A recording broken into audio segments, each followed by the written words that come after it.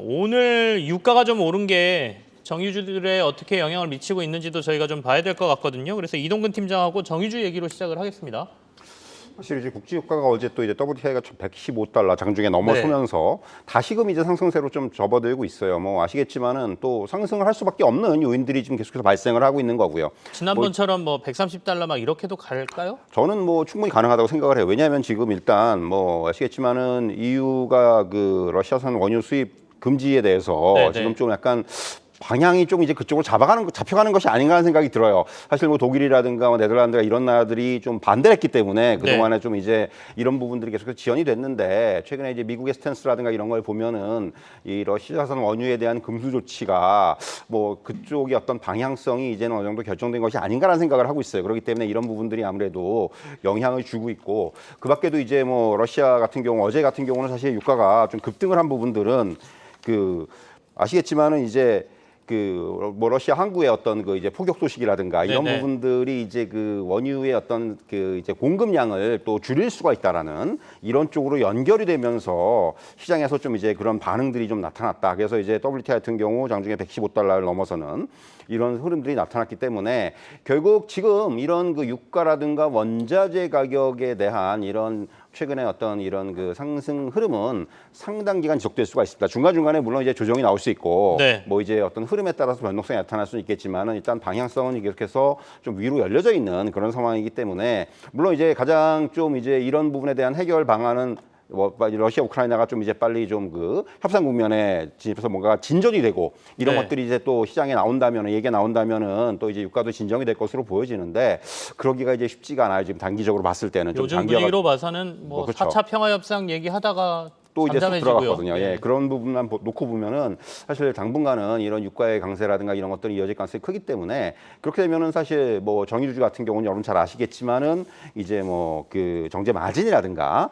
이런 부분들에 대한 기대감이 계속해서 주가에는 좀 긍정적으로 작용할 것으로 보여지고요. 다만 저는 그렇게 생각합니다. 이제 그러니까 최근에 보면은 뭐 정유 업체들 그리고 이제 또 그 원유를 이제 수입해다가 파는 업체들 이런 어떤 그 관련주들이 좀 이제 그 강세를 보이고 있는데 사실 이런 쪽 그러니까 상대적으로 좀 이제 중소형주들이 더 탄력적으로 움직이지 않습니까? 그래서 네네. 이런 것들은 약간 테마적인 성격도 가지고 있는 것이 사실이에요. 그렇기 때문에 사실 저는 이런 좀 중소형주들의 어떤 그 상승 흐름을 잘 이용한 매매도 중요하지만은 이 정유주의 접근에는 아무래도 좀 대형주 위주, S-오일이라든가 이러한 그 대형주 위주의 접근이 조금 더 그 어떤 접근에 용이하지 않겠는가 이렇게 좀 말씀드릴 수 있을 것 같습니다. 한전 산업이 현재 VI 걸리면서 16,100원 선에서 멈춰 있는데요.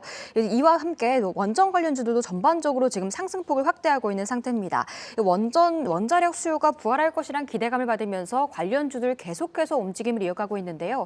이 중 어떤 종목이 가장 좋을지 이동근 팀장님은 어떤 종목 가장 좋게 보시나요? 사실 이제 원자력 관련주들은 이제 어떤 그 신정부의 어떤 정책 기조와 상당히 그 괴를 같이 하고 있는 그런 업종이기 때문에 아무래도 최근에 이제 그 시장에서 조명을 많이 받고 있다 이렇게 말씀드릴 수가 있을 것 같아요. 네. 사실 이제 어떤 그 이제 그 친환경 관련된 정책의 수립에 있어서 이 원자력을 이용하는 쪽으로의 어떤 방향 전환이 이제 좀 구체화될 것으로 보이기 때문에 이런 것들이 원전 관련주들의 어떤 선반영으로 나타나고 있다 이렇게 말씀드릴 수가 있을 것 같습니다. 사실 원전 관련주들 굉장히 지금 다양하게 뭐 그 안에다 이제 기자재를 공급한다든가 아니면 이제 뭐 소형 발전소, 소형 원자력 발전소 기술을 가지고 있다든가 상당히 다양한 그 업종들의 종목들이 올라오고 있는데 사실 그러다 보니까 사실 또 중소형주 같은 경우가 상대적으로 뭐 항상 그렇지만은 이런 약간 테마성으로 움직이는 경우들이 많아요. 그래서 이제 뭐 급등이 나오기도 하고 급락이 나오기도 하는데 저는 사실 그래서 조금 이제 안정적으로 가져갈 수 있는 종목들은 뭐 두산중공업이라든가 네. 이런 종목들이 저는 오히려 좀 상대적으로 뭐 한전기술도 그렇고 이런 종목들이 상대적으로 좀 안전성이 있는 종목들이 아닌가. 그러니까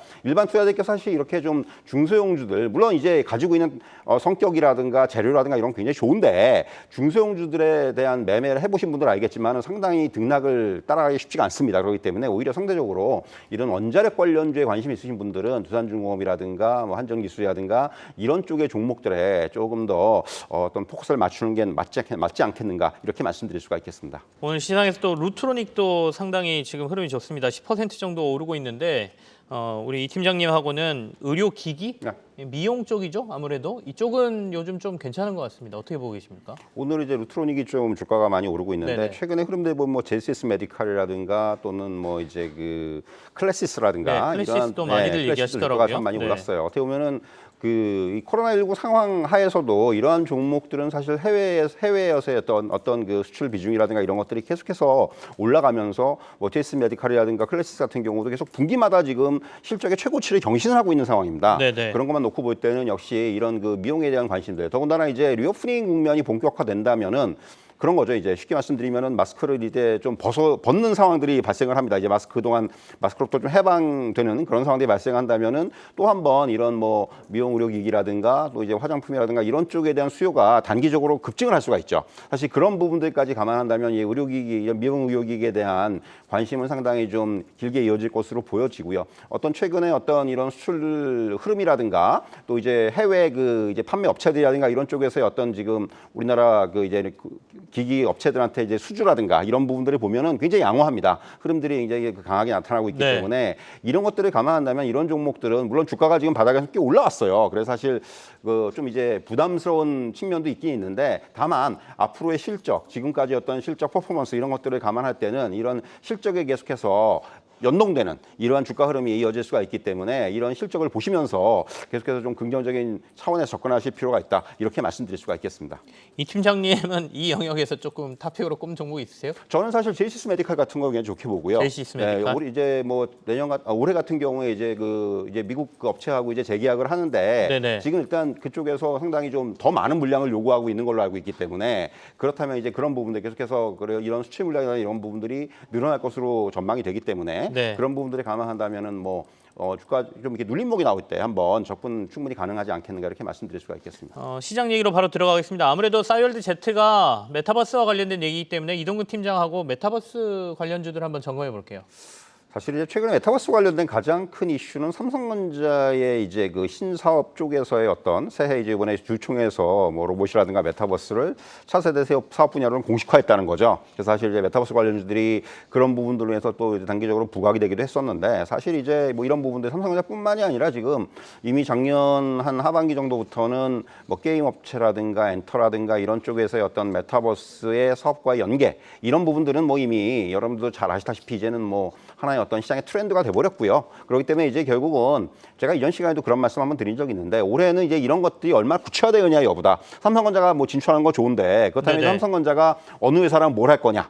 이런 부분들이 이제부터 올해부터 이 어떻게 구체화가 되고 어느 회사가 이제 삼성전자의 그 이제 그런 그 메타버스 플랫폼 환경에 이제 함께 동행을 하느냐 이런 부분들이 앞으로는 아마 굉장히 중요한 관전 포인트가 될 것으로 보여지고요. 삼성전자뿐만이 아니라 앞에서 말씀드렸다시피 게임이라든가 또 엔터테인먼트라든가 이런 쪽은 지금 이제 구체적으로 계획을 세우고 뭐 네네. 메타버스라든가 NFT 환경과 연관이 된 사업들을 벌써 이제 진행을 하고 있죠. 뭐 엔터테인먼트 업체들이 대표적인데 그런 부분에 있어서는 사실 그런 것들이 이제 올해부터 본격적인 매출의 기여가 생기기 시작을 하고 이제 이익으로 이어지는 그러니까 이런 과정에서 상당히 제가 이전 시간에도 말씀드렸지만 좀 차별화가 될 거예요. 진짜로 메타버스라든가 이런 걸 하는 기업들 그리고 이제 일단 얘기를 해놨지만은 뭐 사회에 진출한다고 얘기를 했지만은 사실은 뭐 그런 것들이 잘 이루어지지 않는 기업들 이런 기업들 간의 어떤 서열 또 이제 그 차별화 네네. 주가적인 측면에서도 굉장히 차이가 날 것으로 보이기 때문에 이제부터는 그런 것을 골라내는 작업이 필요하다. 그래서 사실 이제 최근에 이제 가장 좀 부각이 될 수 있는 부분이 여기 엔터테인먼트 업체들, 뭐 하이브라든가, 네. 뭐 JYP라든가 이런 업체들이 이제 이런 쪽에 좀 적극적으로 나서고 있고